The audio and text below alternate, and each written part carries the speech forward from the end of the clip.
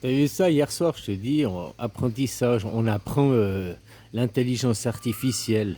On est en train de la former avec les vidéos de Netanyahou.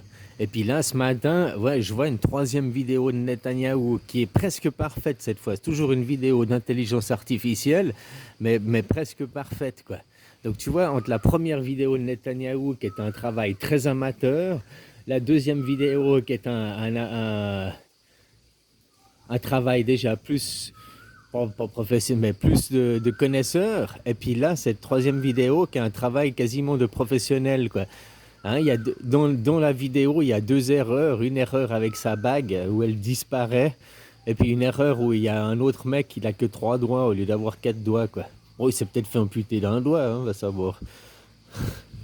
Et puis autrement, moi aussi, ce qui me fait dire que cette vidéo, elle est fausse, c'est le contexte. On est en pleine guerre et ils sont en train d'attaquer le Liban et tout. Et puis là, il sort une vidéo sur la montagne, en forêt, relax, il fait le touriste. Je sais pas si tu comprends, quoi.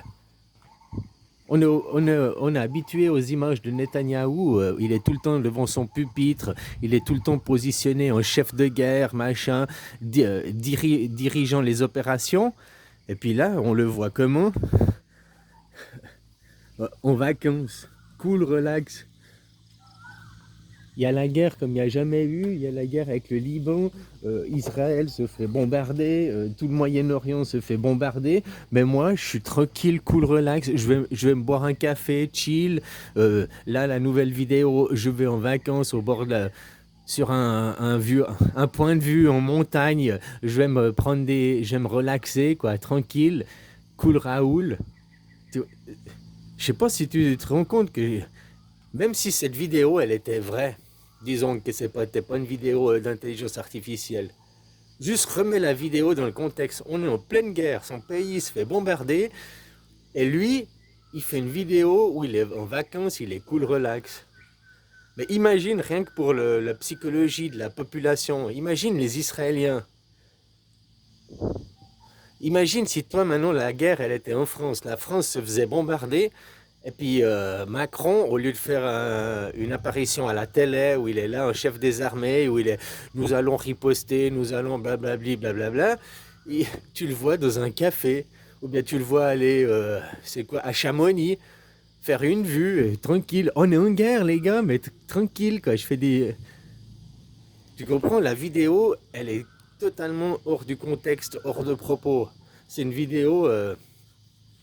Voilà, s'ils voulaient le faire vivant, pourquoi ils ne le font pas des vidéos comme avant?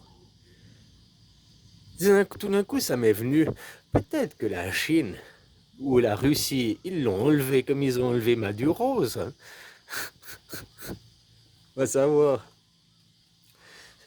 The Economist de cette année, il nous annonce que il va y avoir un divorce entre les USA et Israël. Il va y avoir un divorce.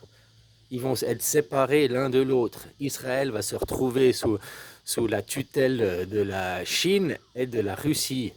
Israël sous la tutelle de la Chine et la Russie. Je sais pas si tu te rends compte, c'est ça qui va se passer. Hein. Bah, tu vas regarder The Economist. Hein. Donc voilà, peut-être qu'il s'est fait enlever, comme il s'est fait enlever Maduro, ça. Ou bien alors peut-être que voilà, il est plus. Je sais pas. Ce qui est sûr, c'est que Israël doit perdre cette guerre. Israël doit la perdre. Ne serait-ce que pour l'arrivée du grand Messia, d'arrivée du Messie, machin et tout, quoi. Hein? Je te parlais hier de guerre préventive. Un vaccin, c'est une guerre préventive. Tu envoies un virus mort, inanimé, pour que ton corps fait des anticorps. Donc là, c'est la même chose qui se passe au Moyen-Orient. C'est une guerre préventive. Ils n'arrêtent pas de le dire. Avec l'Iran, c'est une guerre préventive. Alors oui, il y a des missiles, ça fait boum, ça machin, ça. Mais pour fabriquer des anticorps, pour fabriquer un soulèvement populaire. D'ailleurs, en Iran, c'est ce qui se passe. Il y a un soulèvement populaire de la population. Mais pas qu'en Iran. En Israël aussi, et dans tout le Moyen-Orient, quoi. Un soulèvement contre Israël, contre les Américains. Donc voilà, ça a fait son effet. Le vaccin fait son effet. Il fait les anticorps, quoi. C'est une guerre préventive, quoi. Guerre quand même, mais à titre préventif, c'est comme un vaccin, quoi. Enfin voilà, à la base, c'était pour parler de cette troisième vidéo, presque parfaite, presque sans erreur. Donc tu vois, on est en train de former l'intelligence artificielle. L'intelligence artificielle, elle a besoin de quoi? Bah, comme toi, comme moi. Si tu veux faire des vidéos, tu vas à une école qui t'apprend à faire des montages vidéo, à faire des trucs. Eh ben, l'intelligence artificielle, elle a la même chose. Mais l'école, ses maîtres, c'est qui? C'est nous, les petites gens. Elle apprend de... T'as vu, en 24 heures, au début, il y avait juste 2-3 erreurs qui étaient évidentes que les gens y voyaient. En 24 heures, ça a été scruté image par image pour dire chaque erreur sur chaque image. L'intelligence artificielle qui demande qu'à apprendre, eh ben après, elle sait que sur chaque image, comment l'œil humain, parce qu'elle, c'est une intelligence artificielle, c'est un ordinateur, elle n'a pas l'œil humain. Donc elle fait la vidéo, puis elle fait comment l'œil humain perçoit ma vidéo maintenant. Et elle se corrige. Elle a fait une vidéo amateur, une vidéo déjà de meilleure qualité, puis là, la troisième vidéo, c'est quasiment de qualité professionnelle. Tu comprends ce que je veux dire? Dans la quatrième vidéo, on ne fera plus la différence si c'est de l'IA ou si c'est du vrai.